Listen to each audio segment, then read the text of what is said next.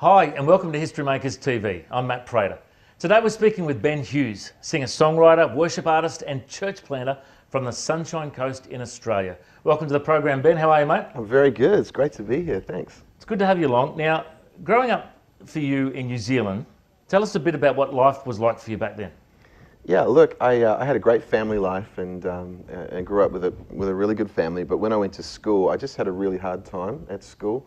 The whole way through, from 5 years old, I grew up in, I guess, a fairly rough kind of an area, and I just got bullied a lot the whole way through my childhood. And I guess it culminated one day, and the teacher went out of our classroom one day, and some big tough kids in the class started pushing me and another guy into each other and trying to make us have a fight, and ended up getting beaten up in that classroom that day really bad, and had to go and see a plastic surgeon and have consultations and everything like that. And of course that leaves a mark, not just physically, but it leaves a mark on your heart, you know. And I guess I spent quite a bit of time just wandering around the playground and feeling like, I didn't have any friends, and why I was getting picked on and this sort of thing. So yeah, most of my childhood at school, I have memories like that of just having a really rough time. And what was your faith journey like? Were you a religious young fella, or did it happen a bit later in life? Yeah, no, we didn't. I didn't come from a church family at all. Didn't come from a church background. I guess I always had a belief in God. I remember when I was 8 years old, my mum just turning to me in the car one day and saying, "Ben, do you believe in God?" And I said, "Of course I do. Where else did we come from? How else did we get here, Mum?" And so by the time I was 15, and so I'm still getting beaten and bullied, I went away to a camp. And it was a surf camp over the Christmas holidays, over New Year's Eve, and it was a Christian camp. And so you'd go surfing all day, and then we'd have these rallies and meetings at night. It would be just a lot of fun. And being in New Zealand, everyone was sitting on hay bales in this big wool shed. And of course the man got up and he spoke, and he just talked about the love of God and how God loved me and he had a plan for my life. And so that night I actually made a decision to give my life to Jesus, and I had a powerful encounter. I had a powerful encounter with the love of God where I physically, tangibly felt his presence, and what I can only describe is I just felt his love fill me. And suddenly I had this realization, it doesn't matter what anyone else thinks of me or whether I had any friends or anything like that, the God of all the universe loves me, died for me, and he's chosen me and has a plan for my life. And that night, people use the phrase being born again. It literally was like that for me. I became a different person overnight, and I wanted the whole world to experience what I just experienced. And did you feel a sense of destiny or calling on your life? I mean, you've travelled around the world sharing the good news with people with your guitar and your family. Did you feel at that time that was part of the plan for your life? Well, I think because the encounter for me was so dramatic. When I woke up the next day, I felt like I could fly. And people talk about scales coming off your eyes. For me, that's literally how it was. Everything was shiny, everything was bright, and I just felt so free. And I wanted the whole world to experience that same thing. And so, yeah, I just had a deep conviction and sense that this is what God was wanting me to do with my life. And so, in one way or another, basically, we've been on that journey ever since. And I understand you did a stint with Youth with a Mission. Now, they're all over the world and they're very active in reaching out to people.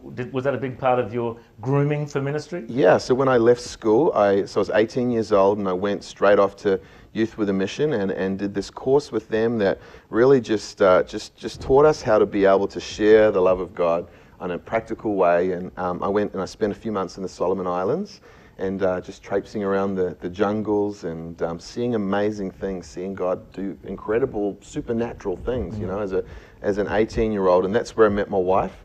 So she had come from Sydney, and we were on this course together. Yeah, and so it wasn't long after we finished YWAM, we got married, YWAM Youth with a Mission.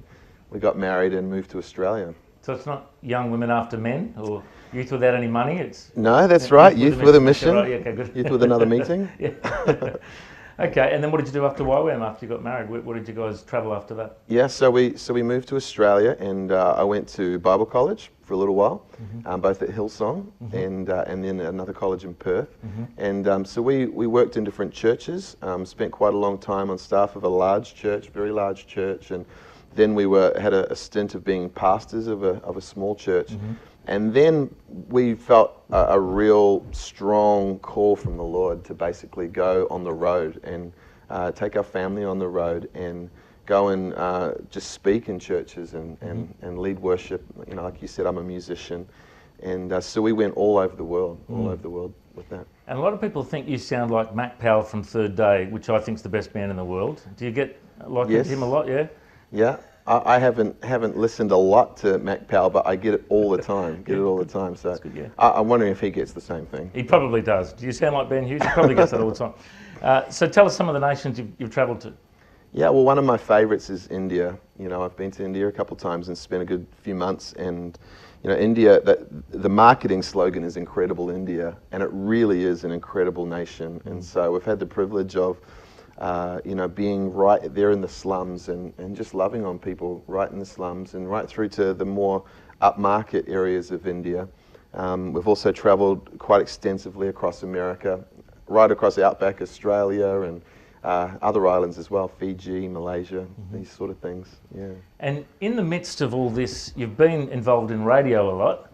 Tell us the different radio stations you've worked at, because we've you know, crossed paths in radio over the years. Yeah, so I actually started with Radio Rima in New Zealand, in Auckland, while I was at Youth with a Mission, and I started off doing traffic and weather every afternoon, and that was live, straight on the air, and every 15 minutes. And then I worked for a while in Wollongong, the Christian radio there, and Sunshine FM in Perth, then at 96.5 in Brisbane, and I've also volunteered quite a bit now up at 106.5 on the Sunshine Coast. It's been great to have you with us on Historymakers TV. I reckon you're a history maker. Thanks for joining us.